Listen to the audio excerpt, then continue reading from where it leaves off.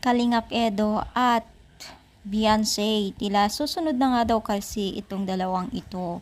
So ano nga ba ibig sabihin ng mga netizens, no? At syempre bago natin pagpatuloy ang ating pag-support today's video, kung bago ka pa lang sa aking channel, please subscribe po, like, and pakit na rin po natin guys ang notification bell upang ma-update po tayo tuwing ako pinag-upload patungkol sa Team Kalingap. Alam niyo ba guys na itong si Beyonce at Kalingap Edo ay napakalaki ang napansin po ng mga netizens at tila sila ng araw po ang susunod na nagiging sang big time or sikat sa larangan ng Team Kalingap, no. So ito po ay ibig sabihin nila ay 'di ba si Jomar, si Carla, napakadami na pong nanonood, sila Rachel, Roel, tapos iba pang love team, no. So nararamdaman na din ng mga netizens na itong si Kalingap Edo at Beyonce na po ang susunod sa bongga daw na magiging couple. Yes, mga mima.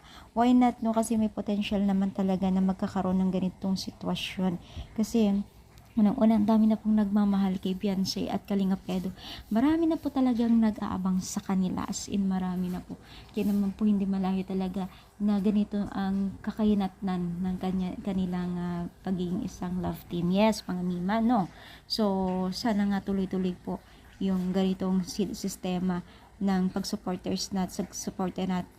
natin kila Kalingap Rab at Kuya Balda. Napakalaki pong halimbawa at encourage po sa mga pwede pang matulungan, no? So ano yung masasabi nyo, i-comment down dito sa baba at syempre pa-like po ang ating video. Thank you so much guys, more power guys, and God bless po.